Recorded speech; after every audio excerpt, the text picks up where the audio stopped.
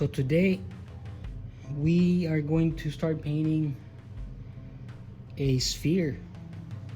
You can see the setup I have here. You can see I've got the sphere with one strong light source, and I've got my canvas, and I've gone ahead and done the imprimatura and lightly sketched it in. The sphere is probably the most difficult geometric form that we will be painting. The cube was fairly easy, the box. Then we did the cylinder, and that was a little bit more challenging. And then this object, this form, becomes even more challenging. But it's still the same principles from the cylinder. It's the same breakup of light mass and shadow mass, and that's what I'm gonna do first here with as I work this stage. I'm gonna separate light mass from the shadow mass, and that's what I'm sketching here. And this is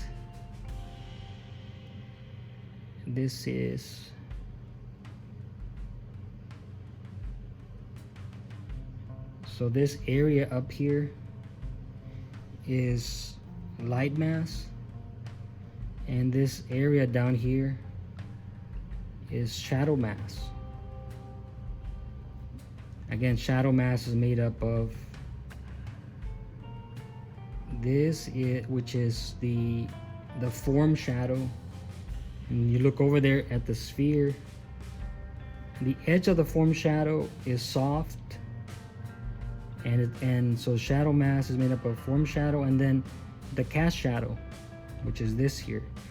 And this is very crisp. The cast shadow, the edges are very crisp, especially as they get close to the object. As they get away from the object, they get softer. Also, in addition to that, the light mass is made up of, remember from the cylinder, it's made up of, I'm just gonna generalize the value areas here. This part, which is the darkest part, and this is the turning. This is where the form turns into shadow and also turns into light. This is the turning. This is called, again, different books, they call it the core shadow, the terminator. Yeah, it's all kinds of different names, but for the purpose of my course, we'll call it the turning. And then you have this area, you see it over there where the light bounces back into the cast shadow, into the form shadow. This area that I'm mapping out here, this is the reflected light. The reflected light, and then it gets dark again as it goes away from us here, this area here. And then of course it is made up of the cast shadow. So cast shadow, reflected light, and the turning, that is the shadow mass, which makes up the shadow shape, this whole shape.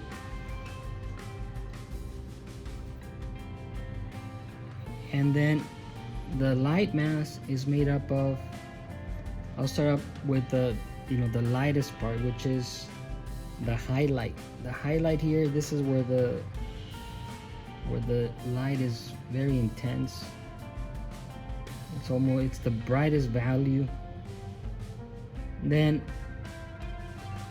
we had the value scale, which was flat, going from light to dark. And then we painted boxes because we saw that the value scale, it really is you get those different gradations of value because those flat planes are facing the light source at different angles and different distances, and that's what helped us, paint the boxes. And then with the cylinder, that value scale starts to wrap around the form. But see here, it's what happens with the value scale. Let's say like this is value 1, which is the pure white.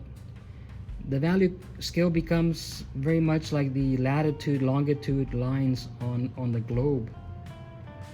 And so you've got the highlight, then you have the light, the overall what is called the light, and it wraps around following the form of the sphere. So usually we are taught in our education, in our art education, that we have the light source from one side, so this edge is light and this edge is dark, and then you just kind of blend. But now, as we get further into our study of art and how light works and how chiaroscuro work, this is all dealing with that term chiaroscuro, which is creating the illusion of three-dimensional forms with lights and dark shadows. As we get into that, we realize that the light hits here and it starts to diminish. It gets darker from this area. So you have what is called the highlight, then the lights, and then this next area, and you can observe it over there. These are just again just general boundaries for these values, and this is called the half lights. And then the area between the half lights, this area between the half lights and the turning are called the dark lights. And of course you should know this from having copied my notes and having worked on those drawings of the sphere. But this is the general principle how we're going to go about painting this form. And again, like what I mentioned when I was painting the cylinder, keep in mind that any light, any value on the shadow mass cannot be as bright as a value on the light mass. Again, you have to think of this form, and that my setup here with one light source, you have to think of that. You have to think about the lights that govern the rules that govern light here in this small setup are the same rules that govern light in the universe. And again, we don't have millions of miles, we have inches, and half, 1/8 of an inch, whatever measurement you want to use. But still, you have to project in your mind, this is the globe. You have nighttime and daytime. So even though you have some reflected light during the night that allows us to see, we never have a light that is as bright as when it is daytime. So you just have to just get that into your mind. And of course, this only applies when you have one light source on the object that you're painting. If you have multiple light sources, this doesn't quite work as well, because then you have different shadows.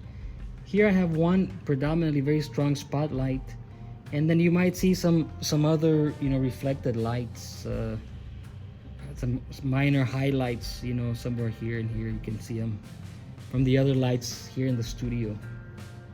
But see, this is the general breakup of how we're gonna go about this. And again, the turning will be our darkest value. And remember, from this painting the cylinder, this is where it gets very tricky. This is where a lot of the values start to they start to come together to make the boundary look soft. And let me switch to another brush here so I can do this a little bit more quickly.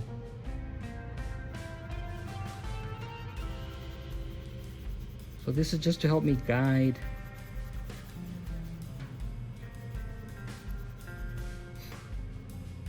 And then of course I've got the sphere that I'm painting is actually a bowling ball that I painted purple. And it's very reflective, it's very shiny. So you in your studios, in your apartments, wherever you're painting this, you have to gather a sphere like what I have here. It can be any round object. And I painted it violet, but it's like a mid value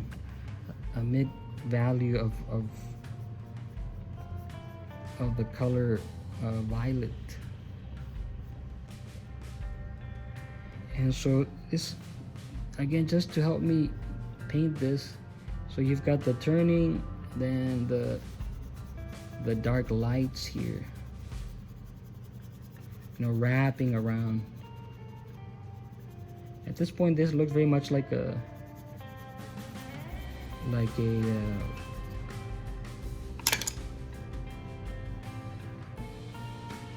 one of those billiard spheres. And now I'm gonna get a little bit of paint thinner here, and just so that I can start to get this effect. Of course, I'll go over this with Grisaille, with my gray values.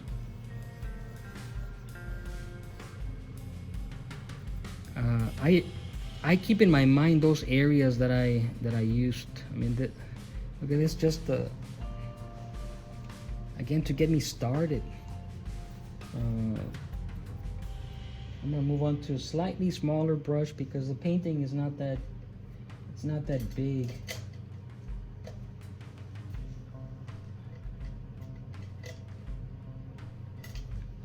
So I'm gonna switch to this. I'll see how this one works. I'm gonna leave this value, the highlight, I'm gonna leave that for last. And remember, I mean, there's a little detail, like I said, other highlights and brighter reflected lights. If you look over there, there's like brighter reflected lights. Like over here, but again, to get across the idea of working general to specific. So I'm gonna go in here with my number. This is my number 2 value. And see, the way I'm gonna go about painting this, try and follow the shape. So that's 2, and then I'll move on to 3. I'm gonna hold it like this so you guys can see what I'm doing.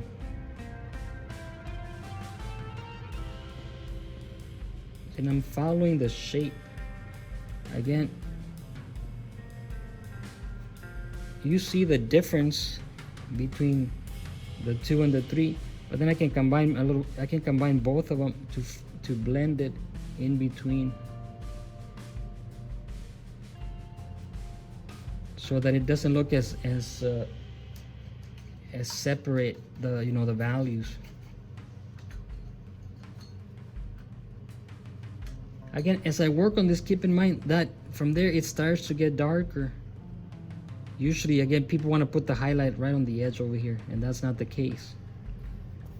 It appears to be the way when the background is very dark.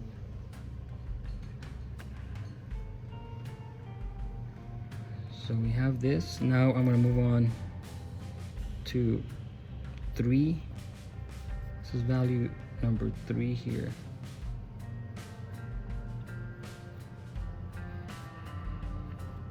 And like I said,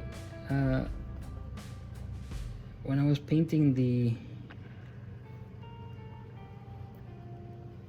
the cylinder and the boxes, you can't really tell the values what they look until everything is surrounded with values. So I might come back and make adjustments. So that's value 3, and now I'm going to move on to value 4, because it keeps getting progressively, you know, darker. And here you can, again, you see that boundary, the values, there's like a cut, you know, you got 3 and then you got 4. And I think this is good for this, up to this boundary, up to this edge here. This is 4, again, this is the value 4. And I'm gonna mix 4, and I have 3 here, so I'm gonna mix them together. Hey, bring in more 3 to blend them. See that blends them together better, makes that boundary less noticeable.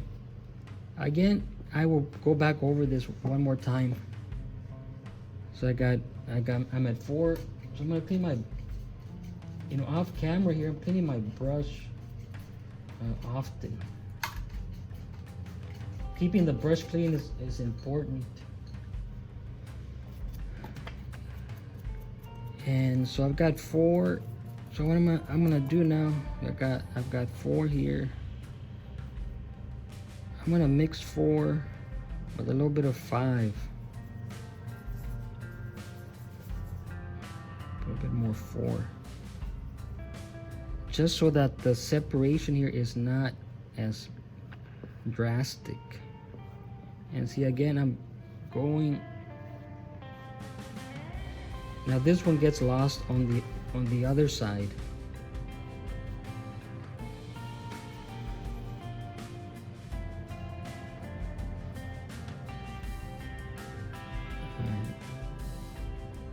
And the same thing here.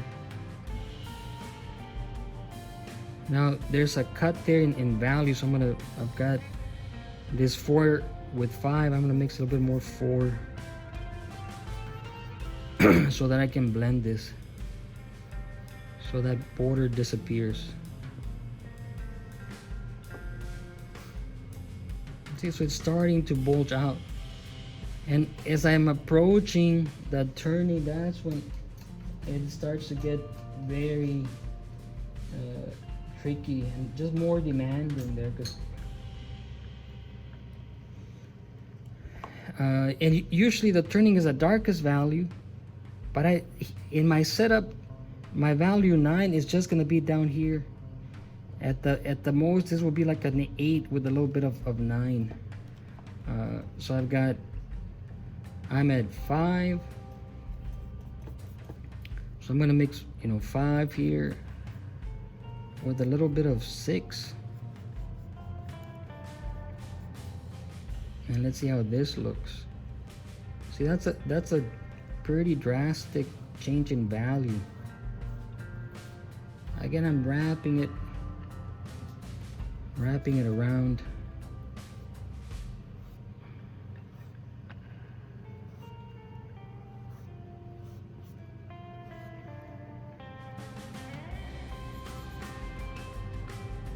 So I'm gonna blend it right here, make it lighter so that I can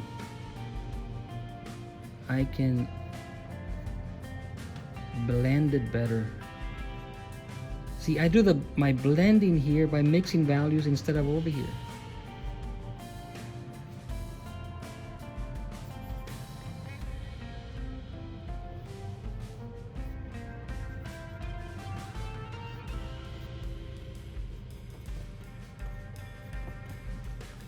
And clean my brush, and see, I'm going light to dark, and I'll continue this way, and then to even it out, I'll go from dark to light, because when I go this way, everything might look too bright, and so I go in starting with the darks to balance it out. So that was a little bit of 5 and 6. You have to dry your brush. I'm gonna get 6 by itself here.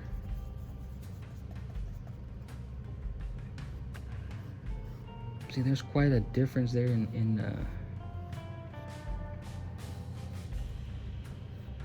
value. So I'm gonna line it up here, mix with 5, and just go on the edge here and try and blend this. See, and it might appear like that the turning is a line, but it's not really a line.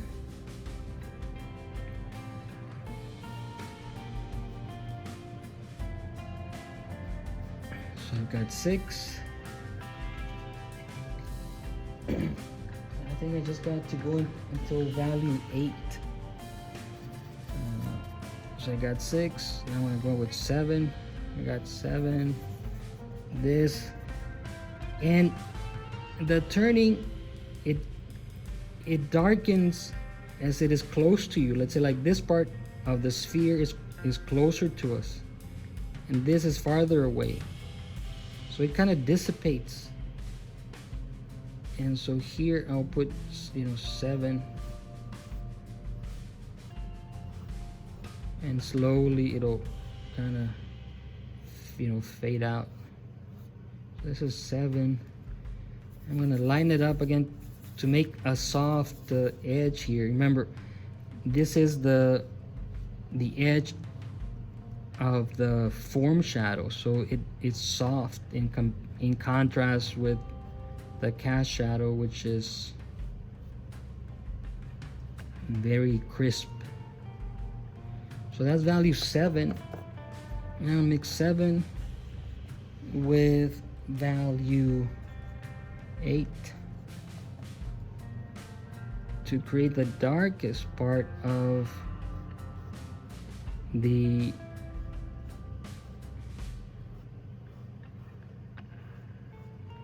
shadow mask. So here now I'm starting to go into the shadow mask. This right here is the turning, and from there it'll start to get lighter. So that's 7 with a little bit of 8, and then I'll just go in with 7. I'll go in with value 7.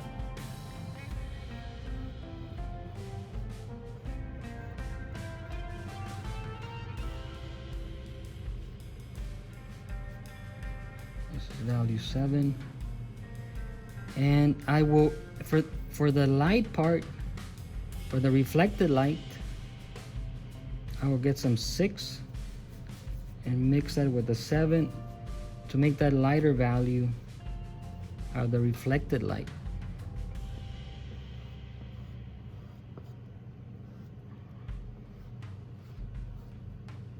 Let me see how this looks. I might have to line it up a little bit more.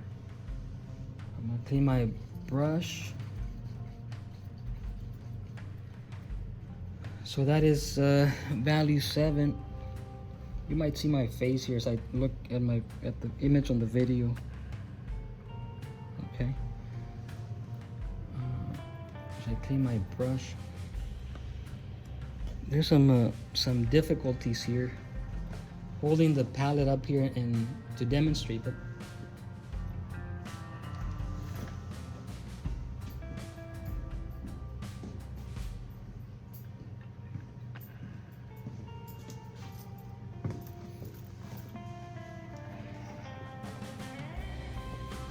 so I've cleaned my brush. I had to quickly get up and so that the lights would come back on in the studio here.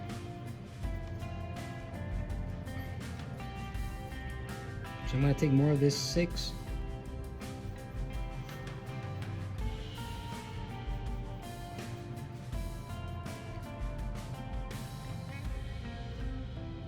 To make it brighter. And the beginner, the beginning art student, the beginning painting student will make the mistake of they look for a long time into the shadow, right? And then they start, because they look at the shadow for a long time, of course the iris, their pupil starts to open up, and get more detail than there should be. And so then they make this highlight, this reflected light very bright, almost as bright as the highlight. And then that kills it. That kills the effect of roundness. And so you never want to make this reflected light any value that will compete with the dark lights, the half lights, the light or the highlight. Okay, so now it's 6.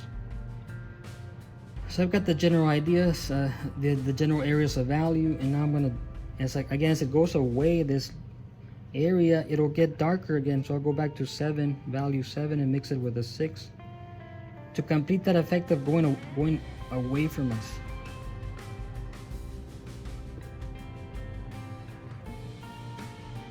And so these are the general areas of value in a sphere, on a sphere.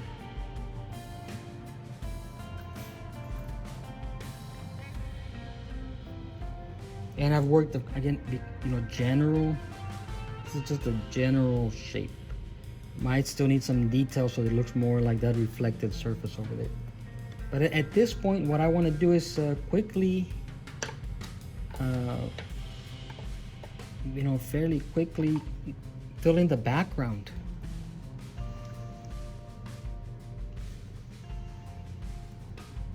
I'm going to fill in the background.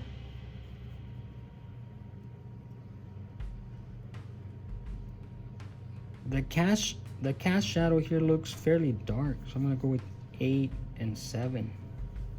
I'm using a bigger brush.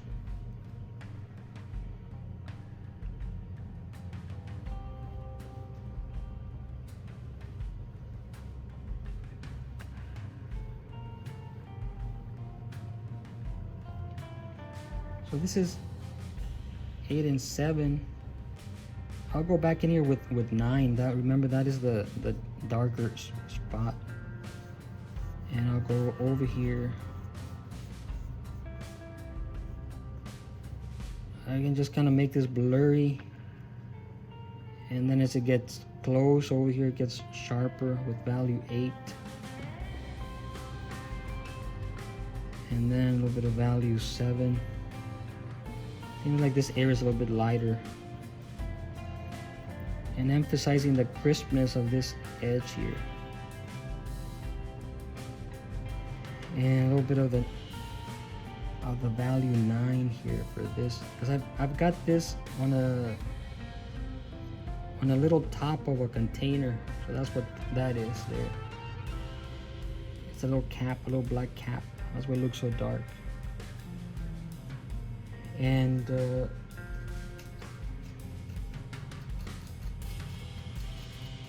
as you can see, there's drapery over there behind as a background. So what I'm gonna do now is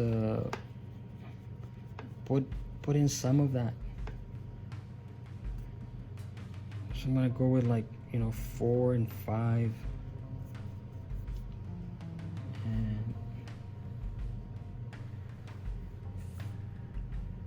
And fill that in there.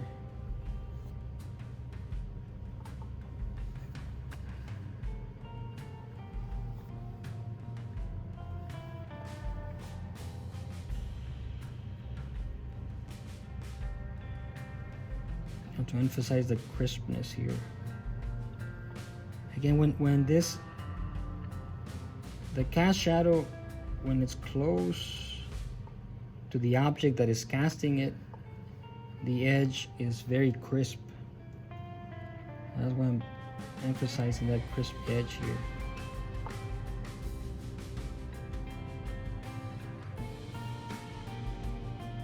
And then as it goes away, it gets more soft and blurry.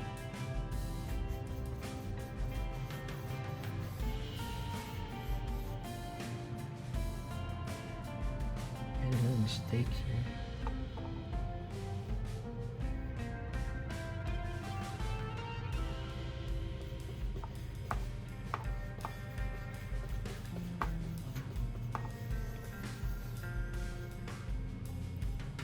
And this looks lighter, you know, where this is resting because it's facing the light, and then the drapery that's on the background is a little darker.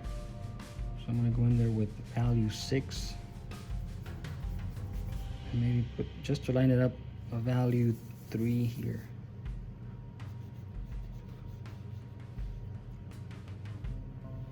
So this is the same value here, and like what I showed you with the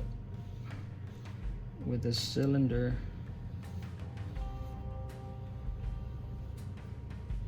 I'm gonna drag it down here.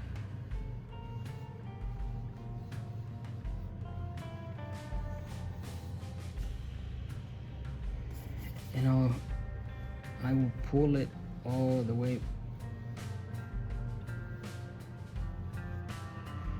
on this side.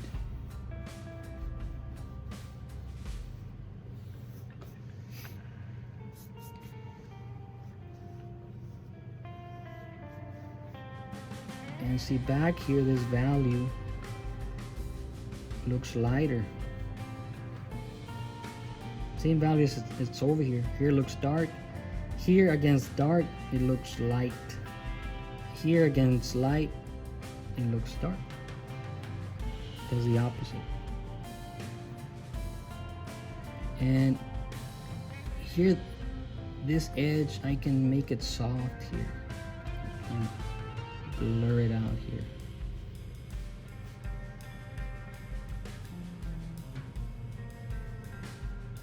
And this is another thing you wanna do with your paintings. You wanna have soft edges, like you can soften it up here, and then it gets crisp up there.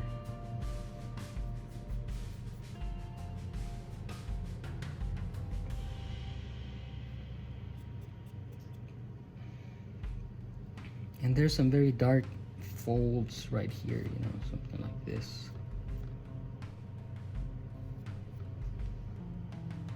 And see, this will give it a crisp edge again.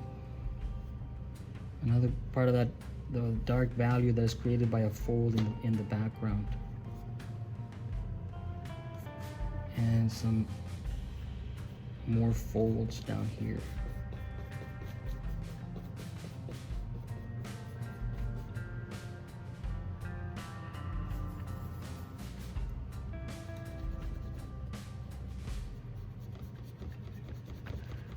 Gets a little bit lighter. The drapery gets a little bit lighter up here. So this is how you want to approach painting as this sphere, but also it's the general principles of when you're painting any round spherical shape, an apple, a pear, or an egg shape. You know, a portrait is the same principle.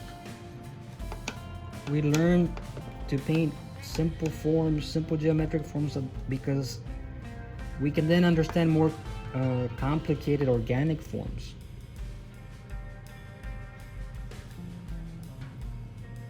And there's a big fold here,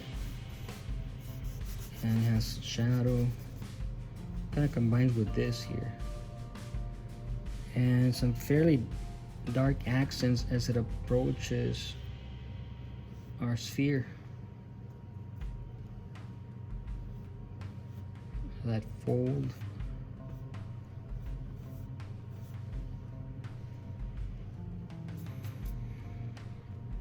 And we're almost done here.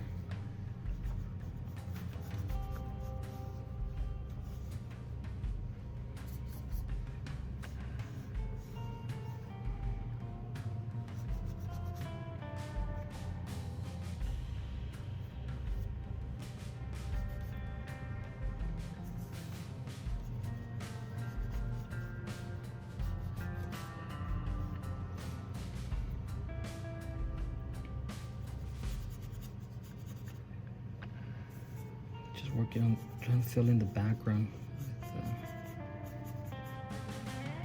the right values here. And so there you have it. Now I'm gonna get a soft brush, and just add some finishing touches here.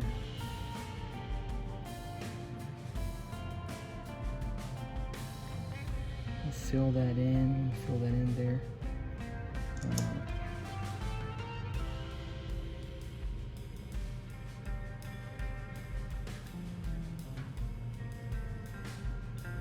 I want to re-emphasize this crisp,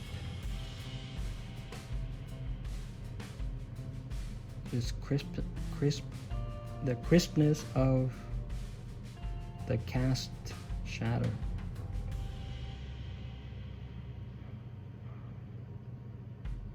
It's sharper, then it gets blurry. And now I can add the highlight. I left the highlight at the end because that is like when you do the highlight on the eye. I put the highlight with pure white. This is the only time I'm using pure white here, so that it really stands out. And I'm gonna add it thickly.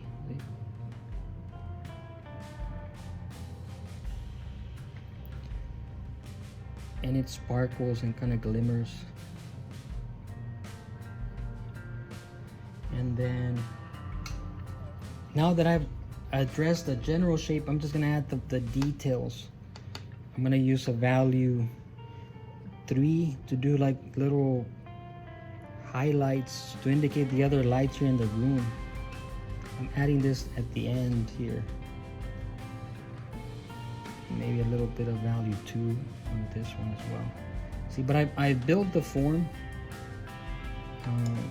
I have built the form, and then there's another highlight here.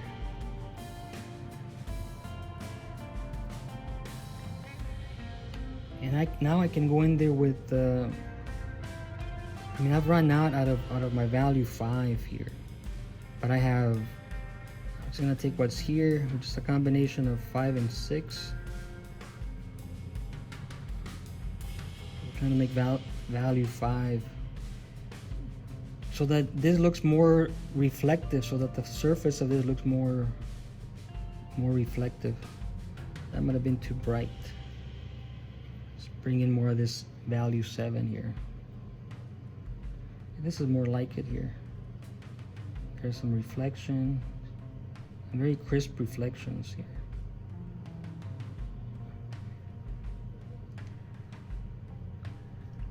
Then just gives it more of the effect of what of the surface of my bowling ball is like. And then this fold here allows for a crisp edge along the sphere.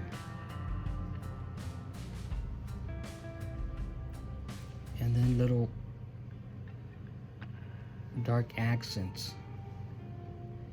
And I think that should be about it. Emphasize again with some dark values here on the background.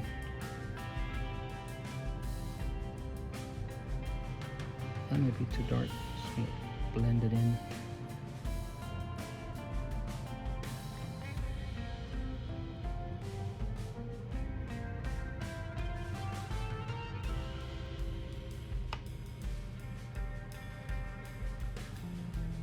Still want to bring out some of this dark values that I see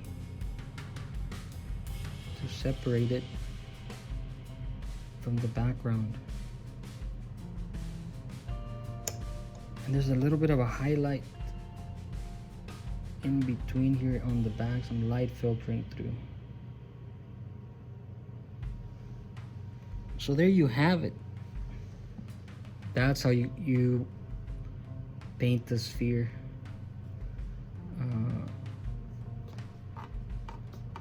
And just gonna add a little bit of highlights here for the folds.